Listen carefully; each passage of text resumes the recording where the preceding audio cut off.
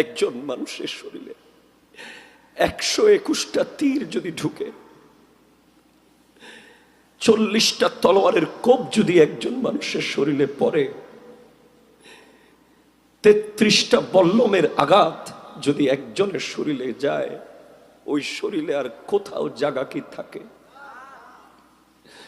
এরপরেও ওনাকে আটকানো যাচ্ছিল না।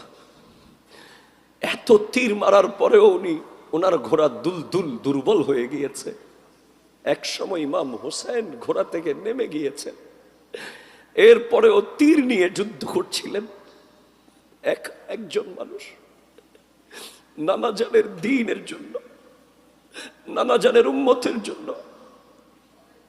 শেষ পর্যন্ত আজান হয়েছে, বলছি ইয়াজিদিরা, আমি মুসাফির, আমাকে 2 রাকাত নামাজ পড়তে দাও।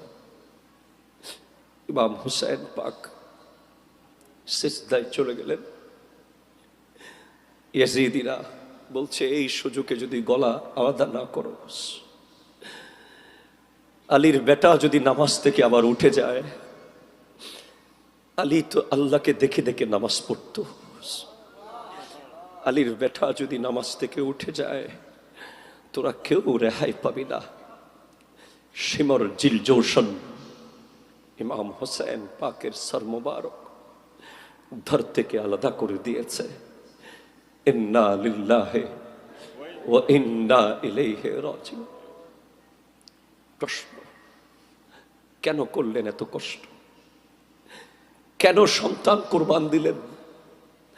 কেন জান্নাতের হুরের চেয়ে সুন্দরী ওই নবী বংশের ফুটন্ত গোলাপগুলোকে দামেস্কের বাজারে বাজারে হাঁটতে হলো? কেন ইমাম জৈনুল আবেদিনকে দামেস্কের রোডে রোডে ঘুরতে হলো? কেন নিষ্পাপ আলী আসগরকে তীর খেতে হলো? উত্তর আসবে, ইন্নাল্লাযীনা ইউবাইউনাকা ইন্নামা ইউবাইউনাল্লাহা ইয়াদুল্লাহি ফাওকা আইদিহিম। হাবিব, যারা আপনার হাতে বায়াত গ্রহণ করেছে, আল্লাহ বলছেন, মূলত তারা আল্লাহর হাতে বায়াত গ্রহণ করেছে। ইয়াদুল্লাহি ফাওকা আইদিহিম, আপনার হাতের উপরে আছে আল্লাহর কুদরতের হাত। ওগো ইমামে হোসেন, হাতটা দিয়ে দিতেন, কম্প্রোমাইজ করে নিতেন। উত্তর আসবে না, এই হাত আমার একার হাত হলে দিয়ে দিতে পারতাম, এই হাত তো আমার একার নয়।